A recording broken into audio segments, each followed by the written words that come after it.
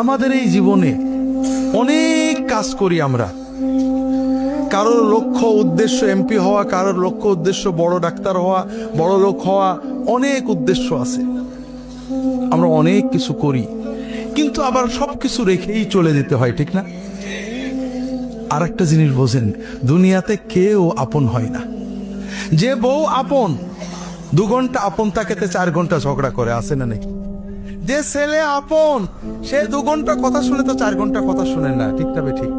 যে ভাই আপন, সে ভাই 2 ঘন্টা আপন আর 2 ঘন্টা পর। যে বাবা আপন, যে সবচেয়ে আপন মা আপন, সেও দেখা যাচ্ছে আরেক ভাইয়ের কথা শুনে পর হয়ে যায়, হয় না? হয় না হাজেরি?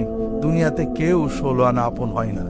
আমাদের এই জীবনটা পরকে আপন করার, মানুষকে খুশি করার জন্য একটা সংগ্রাম। ছোটবেলায় বাবা মাকে খুশি করার চেষ্টা করেছি, পারিনি, কত মারছে, ঠিক না বেঠি? বড় হয়ে বান্ধবীদের বন্ধুদের খুশি করার চেষ্টা করছি, থাকেনি, ঠিক না বেঠি? বিয়ে করে বউকে স্বামীকে খুশি করার চেষ্টা করেছি, 16 আনা কখনোই হয়নি, ঠিক না বেঠি? কর্মক্ষেত্রে, জীবনে, সব জায়গায় আমরা 12 আনা ব্যর্থ, যদি 4 আনা সফল হইও, ঠিক না বেঠি? একজনই আছেন যাকে আপন করলে তিনি কখনো পর হন না।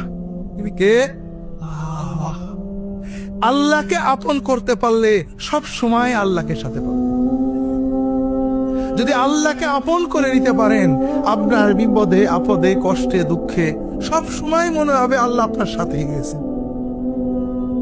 যে বেদনা কারোর কাছে বলা যায় না, বউয়ের কাছে বলা যায় না, মায়ের কাছে বলা যায় না, যে আনন্দে কাউকে শরীক করা যায় না, যদি আল্লাহকে আপন করতে পারেন, সেই আনন্দে আল্লাহকে শরীক করতে পারবেন, সেই বেদনার কথা আল্লাহর কাছে বলে বুকটাকে হালকা করতে পারবেন। কথাকে বুঝতে পেরেছেন? কাজেই ভাইয়েরা, আসেন না সবাই নিয়ত করি যে এত সহজ কাজ আমরা নিয়ত করলাম, আল্লাহ আমার বাকি জীবন যতটুকু আছে, 1 দিন হোক আর 100 বছর হোক, আমি তোমার ওলি হওয়ার চেষ্টা করব।